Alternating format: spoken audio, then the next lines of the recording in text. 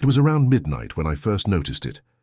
I was driving down Highway 27, the stretch of road that cuts through the woods and leads you deep into nowhere. It's the kind of place that never shows up on maps unless you know exactly where to look. Just flat, barren land for miles and miles, the occasional diner with a flickering neon sign and one gas station that might have seen better days. A decade ago. I'd been driving for hours, just me and my truck and a bit of whiskey to keep the edge off. I wasn't going anywhere in particular. Sometimes it's like that.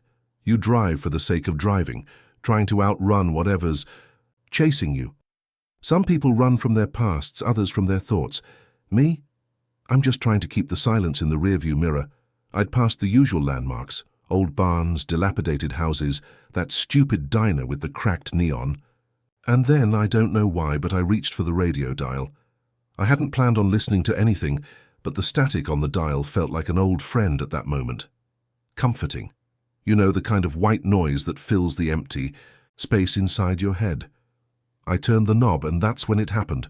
For a second I thought the radio was broken. There was nothing but a low hum, like the engine of a plane idling in the background. But then the hum shifted. The static turned into a voice, low, scratchy, distorted, like someone speaking through a damaged speaker. This is an emergency broadcast. Attention, residents of Hollow Creek, evacuate immediately. Unknown chemical contamination reported, symptoms, erratic behavior, casualties in the streets.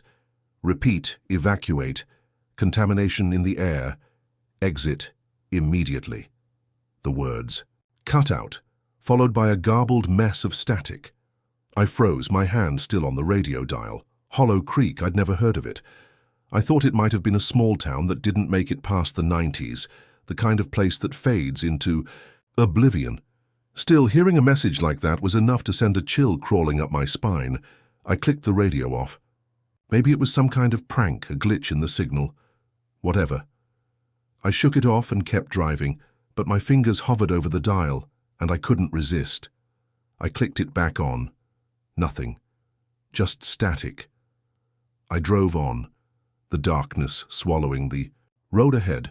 The radio stayed silent, but that message, it kept replaying in my head. Hollow Creek. Unknown contamination. Casualties in the streets. There was something so wrong about it, like it wasn't just a message but a warning. A warning for someone who shouldn't have heard it. I passed the old gas station, and that's when the radio crackled again. This time, there was no static. Just the voice, louder, clearer. This is an emergency broadcast. Attention. Residents of Eastbrook, containment breach, pathogen spreading rapidly. Symptoms include violent aggression. Proceed to nearest shelter immediately. Evacuation. I slammed my foot on the gas, speeding past the dark shapes of trees lining the highway. Eastbrook, another town that wasn't on any map. But this time, I could feel it. A heavy weight pressing on my chest. Like someone was whispering to me. From a place I couldn't see, just out of reach. I don't know how long I drove after that. The road seemed to stretch forever, and every time I glanced at the radio I half expected to hear another message. And then, as if it were answering my thoughts, the voice returned. This is an emergency broadcast. Attention, residents of Arcadia. Outbreak confirmed, infection spreading. Do not attempt to leave your home. Wait for official instructions. I don't even know why I kept listening. Part of me wanted to shut it off. The other part was curious. Why was this happening? Why was I hearing these messages? The towns, the names, they meant nothing to me, but something in me felt like I needed to understand.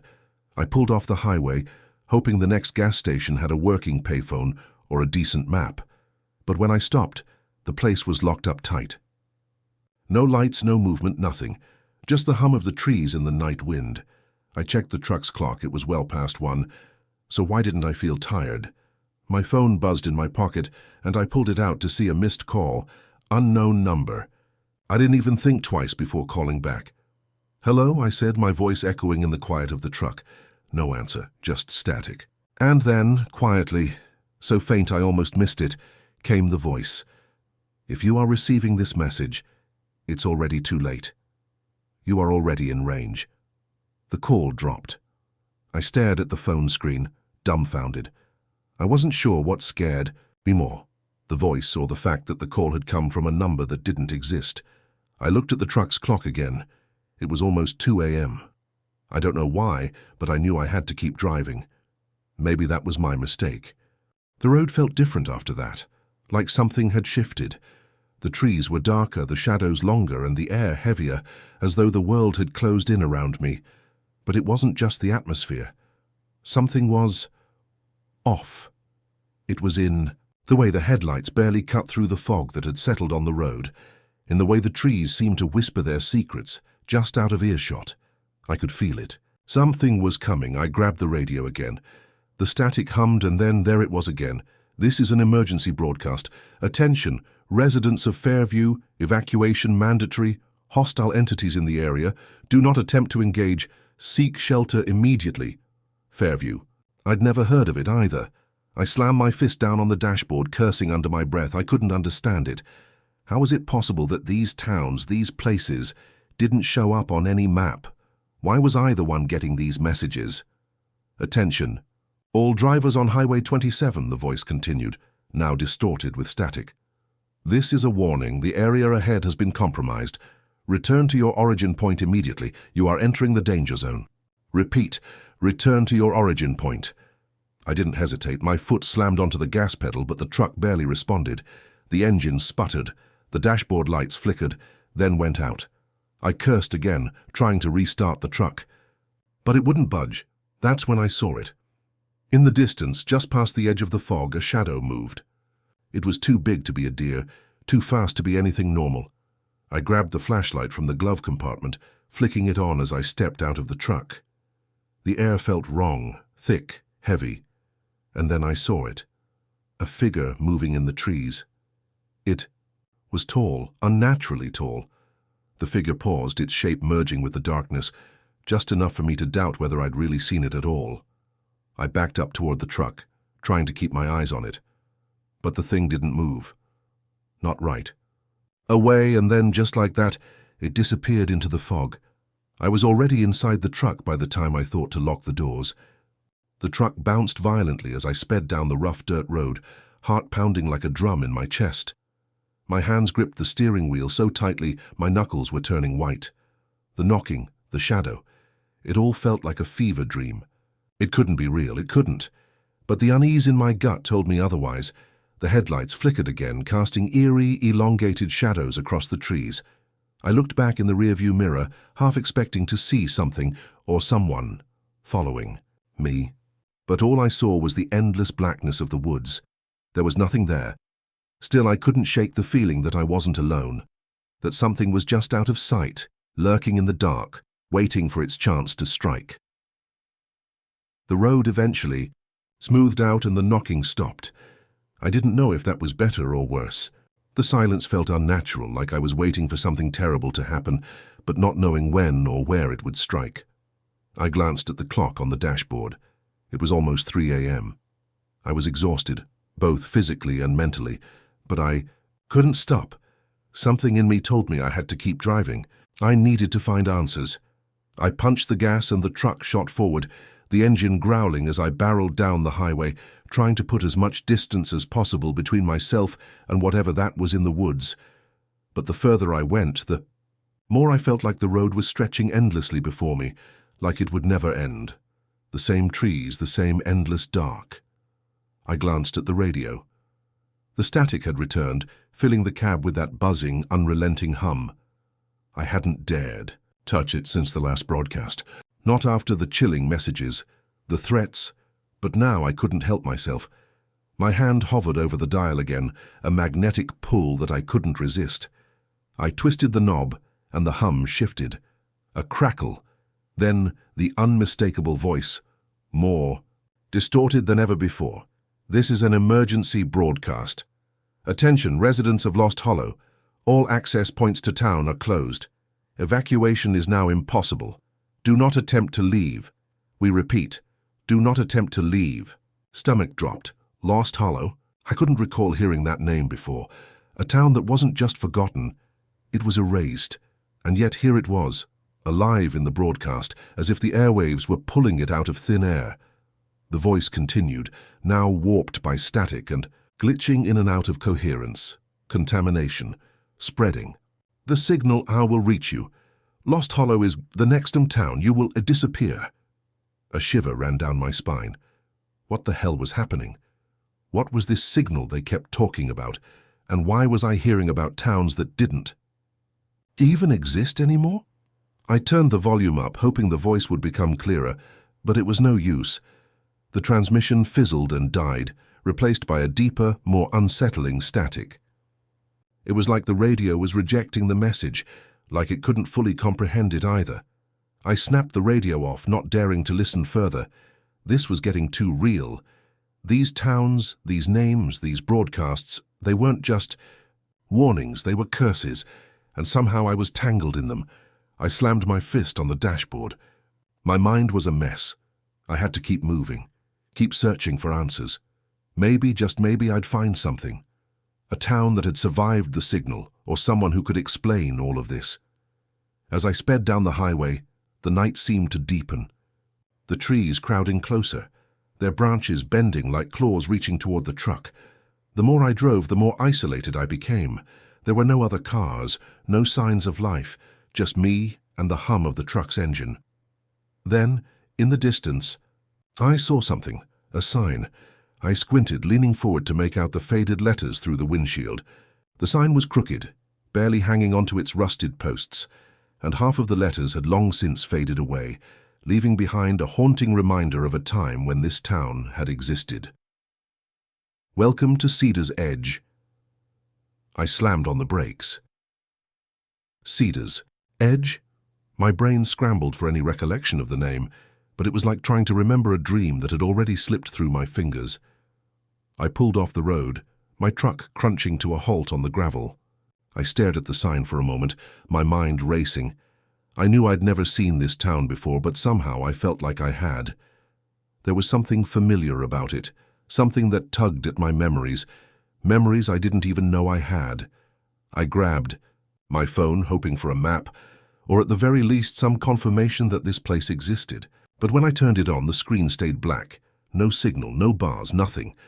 The hairs on the back of my neck stood up. Cedar's Edge. Why couldn't I find anything about it? I tried searching it up online, but every attempt led to a blank screen. I stepped out of the truck, the night air biting at my skin as I walked toward the sign.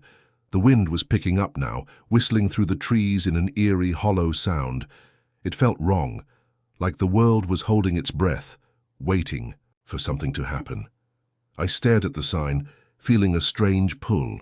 It was like I was supposed to be here, like I had to be here, but why? A sound echoed through the trees, sharp and sudden. I froze. It was a faint sound at first, barely noticeable, like footsteps on gravel. But as it grew louder, it wasn't just one pair of footsteps, it was many. Thump, thump, a slow, deliberate rhythm. Thump, thump, closer now. Too close. I turned around, heart hammering in my chest. My eyes scanned the woods, but there was nothing there, just the trees, the dark, and that sound. And then it hit me. I wasn't alone. I wasn't alone here. The footsteps stopped. Complete silence followed. The hairs on my arms stood straight. Up. That's when I saw them. Figures, shadows, moving just beyond the tree line. They didn't walk. They glided, slowly, silently, like they were floating just above the ground, making no sound as they approached. I wanted to run. My feet were already moving before I even realized it. I rushed back to the truck, jumping in and slamming the door. Shut! The engine roared to life as I floored the gas pedal, speeding away from Cedar's Edge as fast as the truck would go. I didn't look back. I didn't dare. But as I tore down the road, I couldn't shake the feeling that the town wasn't finished with me yet, and worse, neither was the signal.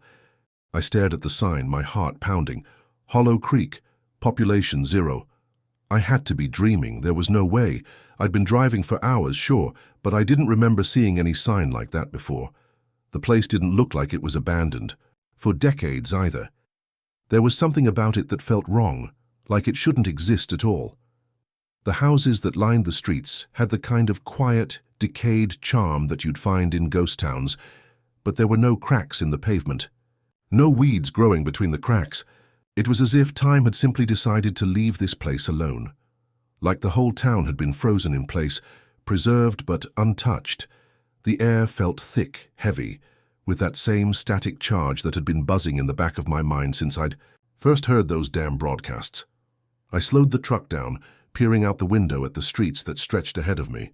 My headlights swept over buildings, but they all had that same eerie glow, like something was just off with the light. The glow wasn't right either. Too pale, too dim.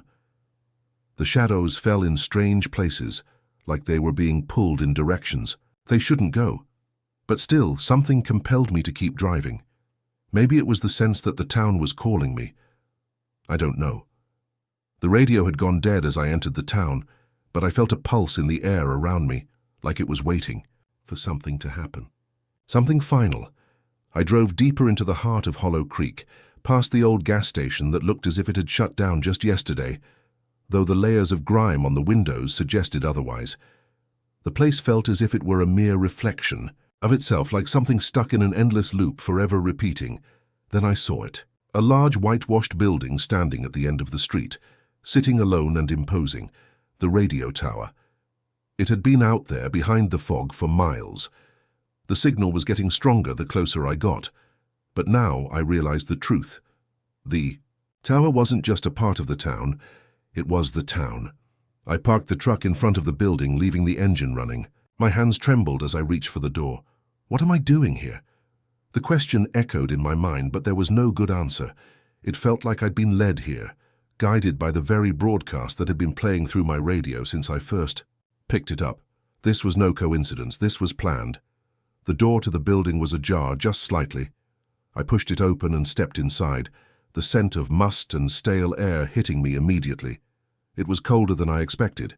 Inside it was dark, but the faint hum of electrical equipment buzzed in the background. The walls were lined with strange machinery I didn't recognize. Thick wires ran along the walls, tangled together like a spider's web, leading to a control panel with rows of flickering lights.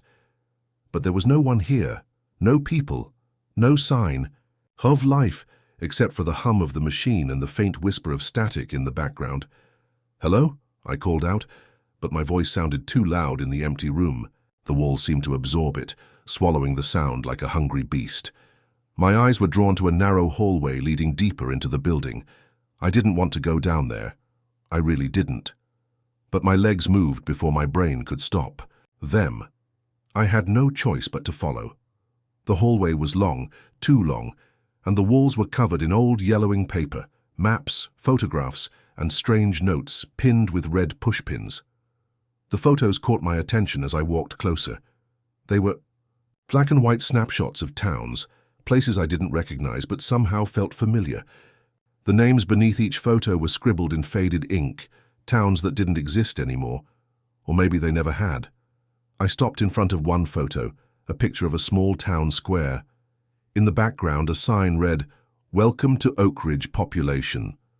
But there was more. The town square looked perfectly intact. People walked along the sidewalk, children played near a fountain. They looked like ordinary people, but their faces were all wrong, blurry, distorted, as if someone had smudged the image in post-production. I tried to pull myself away, but my hand was already reaching for the next photo. Hollow Creek, 1984. It was a photo of the exact street I was standing on, but this one was different. People stood on the sidewalk, staring directly at the camera, and they were all looking at me.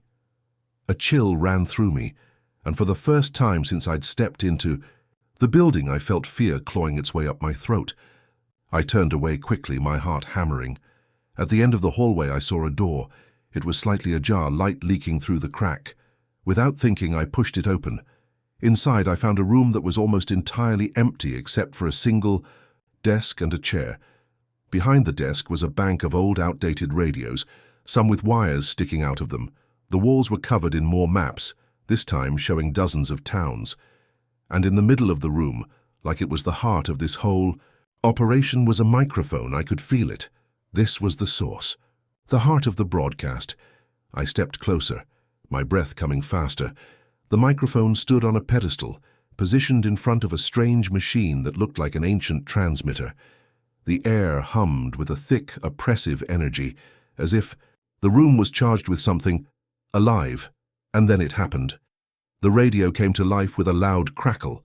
It startled me, and I jerked back, my hand instinctively reaching for the door.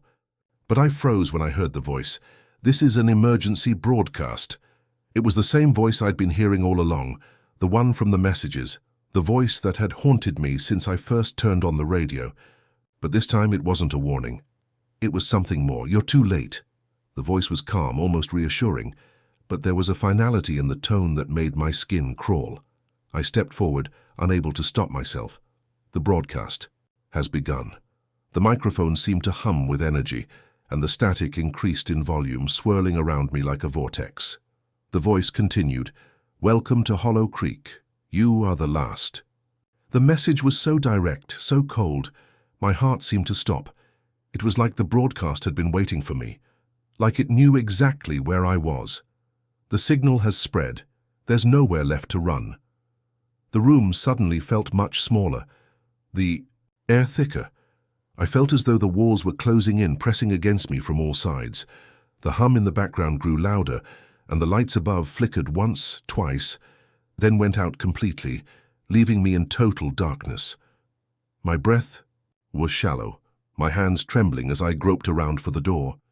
The voice came again, echoing in my mind, in the space around me, and I realized it wasn't just a broadcast, it was a call to bring me into the loop, to make me part of this thing, whatever it was. And just before the static overtook the sound completely, I heard the last words, clear and final. "You are now one of us." I couldn't move. My legs were paralyzed, locked in place by the oppressive weight of the air around me. My chest felt tight, like someone had tied a rope around it, squeezing harder with every breath I tried to take. The silence that followed the last words of the broadcast was worse than any noise. It hung in the room, thick and suffocating, wrapping around my head like a fog. "You are now one of us." The words echoed in my mind, replaying over and over, and I could feel the pulse of the signal in my bones. It wasn't just the radio anymore. It wasn't just a broadcast I had stumbled upon. This was something far more sinister. It was alive. It had always been alive. My hand gripped the doorknob, cold and slick with sweat, and I wrenched it open. The hallway outside felt endless, as if the building was expanding, pulling me deeper into its twisted, dark core. My mind screamed for me to run, to get the hell out of there. But my body refused to obey. It was like the signal had rooted itself into me, latched onto my very soul. I stumbled down the hall, unsure of where I was going. My head swam with confusion, with static. I didn't know if I was still inside the building or if I'd crossed some invisible line into a place that didn't exist anymore. The map on the wall had been wrong. There were no clear paths. The red pins had shifted. The places that had been marked were gone. And yet here I was, inside this nightmare, trapped between the living world and whatever hell this signal came from. I found myself at the exit door again, the one that had been ajar when I first entered. But as I grabbed the handle, it slammed shut with a deafening bang. The sound was too loud, too final, like it was locking me in. I let go of the handle, my heart thudding painfully in my chest. My mind raced, searching for an escape, any escape. I turned around and looked for another way out. Nothing. The hallway stretched on, endless. The walls closed in, and I felt the pressure of the signal pressing against my skull, as if it were trying to crawl inside. Every step I took felt like wading through thick mud. I could feel it now, a presence looming over me. I wasn't alone. It had followed me here. It had been watching me all along. In a daze, I stumbled into the control room again. The hum of the machines had grown louder, now accompanied by the sound of faint whispers. They were coming from the radio, from the dials, from the air itself. I couldn't make out the words, but the message was clear. It was too late. The microphone still stood in the center of the room, waiting for me. I felt my legs move toward it, and before I could stop myself, I found myself sitting down in the chair, my hand hovering over the microphone. My fingers twitched, almost involuntarily, before they pressed the button. Help. My voice was shaky, weak, as if I were speaking through water. The static returned, louder this time, crashing through the air like an ocean wave. The lights flickered again, casting long, jagged shadows across the room. I felt my stomach churn with nausea, and then, there it was. The voice. It wasn't human anymore. It was mechanical, distorted, like it was speaking through layers of broken glass. "You cannot escape." I froze. "What the hell is this? You are now part of the transmission." The voice paused, as if it were savoring the words. "This is the last signal, the final broadcast." I wanted to tear my hands away, to run from the room, but my body refused to listen. It felt like my mind was disintegrating into the static, like I was becoming one with the broadcast. The words, the noise, they were consuming me. I was trapped, in this place, pulled into the web of signal and static. The walls around me were no longer walls at all. They were waves of sound, pulsating, vibrating, alive. Hollow Creek, Cedar's Edge, Oak Ridge, all are one now. The voice seemed to grow louder with every word, each one driving a spike into my skull. I couldn't take it anymore. I tried to scream, but no sound came out. My mouth moved, but the only thing I could hear was the voice, the damn voice, continuing. Its tirade. "The transmission is complete. You are part of it now. You are the last." I could feel it then. The signal had taken root in my mind. It was no longer just the town, the building, the radio. It was me. I was the broadcast. The walls around me began to fade, blending into the air itself. The hum grew louder, twisting and spiraling until it was all I could hear, all I could feel. It was like I was sinking into the very frequency that had brought me here. I could no longer tell where the room ended, and I began. Everything was static, and then, just when I thought I couldn't bear it any longer, the voice came again. "You will be the next transmission." My breath caught in my throat. The words were so final, so chilling, that they stopped my heart. For a moment. It wasn't just the broadcast that was consuming me. It was my very essence, my memories, my life. All of it was being drawn into the signal, swallowed whole by the static. And then, just as suddenly as it had started, the noise stopped. Silence. It was almost worse than the noise. The silence was too thick, too deep. It felt like I was underwater, like I was nowhere at all. I didn't know if I was alive, if I had died in that chair. My body was numb, my mind a blur. The light flickered back on, and for the first time I saw it. The map was different now. The pins were gone, replaced by something far worse. Names had appeared, etched into the surface of the map, in a strange, almost ancient script, and one by one, the names began to fade. Hollow Creek, Oak Ridge, Cedar's Edge. And now, my name. You. The last transmission, and then I heard it. A whisper, not from the radio, but from within my own mind. The signal is complete. The silence stretched out before me, thick and suffocating. I blinked, my eyes raw, my head pounding like the rhythmic thud of a distant drum. My limbs felt foreign, distant, as though they no longer belonged to me. I didn't understand what had happened, but one thing was certain. I wasn't the same. Nothing was the same. I tried to move, but it was like the air had become dense, heavier with every breath I took. My chest tightened. The world around me flickered and distorted like a television with bad reception. I reached out instinctively, but my hands were shaking, trembling with something darker than fear. The map on the wall was changing again.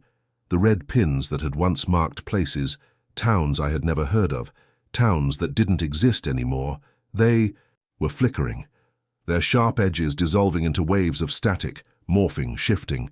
Names floated across the surface, ghostly and faint, only to vanish in a blink. I couldn't tear my eyes away. I didn't want to. I felt something stir in the pit of my stomach, a gnawing feeling that couldn't be ignored. It's happening. I had no words for what that meant, but I knew. In the deepest part of my mind, I understood. The radio sat silent now, but I could feel it. The signal was still there. It was like a pulse, a low hum beneath my skin. It was waiting. It was calling. Suddenly the lights flickered again, this time more violently. casting shadows that stretched across the walls like living things, twitching with every beat of the electricity. My heart raced in my chest as the ground beneath me felt unstable, like I was standing on the edge of something immense, something that was about to break apart. The radio crackled to life again, the sound like a distant thunderstorm, deep and all-encompassing. I couldn't move, couldn't breathe. My body was locked in place as the same voice I had heard before, but now colder, more distant, spoke. Transmission. The word resonated through me like a bell tolling, vibrating in my chest. I opened my mouth to speak, but no sound came out. My tongue was heavy, numb, as if I no longer controlled my own body. The voice continued, its tones filling every corner of my mind. You are now part of the signal. The voice was stronger now, deeper. You are the last transmission, the end of the cycle. I closed my eyes, but it didn't help. The words still echoed inside me, reverberating, sinking into my bones. There was no escape from the signal. It had already claimed me, just as it had claimed every town before me. Every broadcast, every emergency warning, just another thread woven into the fabric of the transmission. I felt it now. I was the transmission. I had become the signal. The static grew louder, the frequency warping, until it was no longer a noise but a physical presence, something pressing against my skull, vibrating my very soul. It felt like I was being torn apart from the inside, like every thought, every memory was being sucked away, lost in the void of the broadcast. And then I heard it. The whisper. It wasn't from the radio this time. It wasn't a voice speaking. From some far-off place. It was inside my head, clear, sharp, terrifying. You'll never leave. I stumbled back, clutching my head in my hands, as if I could block out the voice that was now mine, the signal that had claimed me. The world around me spun, the air thick with the static of 1,000 lost voices, the hum of the transmission growing louder, pulling me deeper into its pull, and then I understood. The towns weren't gone. They hadn't disappeared. They had become part of this. The signal wasn't just a warning, it was a trap. It wasn't a broadcast about towns that no longer existed. It was a broadcast creating towns that didn't exist. The people, myself included, weren't just hearing the broadcasts. We were becoming them. Hollow Creek, Cedar's Edge, Oak Ridge, all of them were being consumed by the signal. And now I was part of that cycle, a cycle that would never end. The map blinked again, the names now fully replaced with symbols, symbols that weren't from this world, from any world I knew. The radio crackled, static screeching louder, and my voice whispered again, cold and final. Transmission complete. The last remnants of me, my thoughts, my memories, the fleeting moments of clarity, faded into the static, swallowed by the very thing I had sought to understand. And in the place of my consciousness, the signal remained, pulsing, living, waiting for the next lost soul to tune in. And just like that, the cycle began again.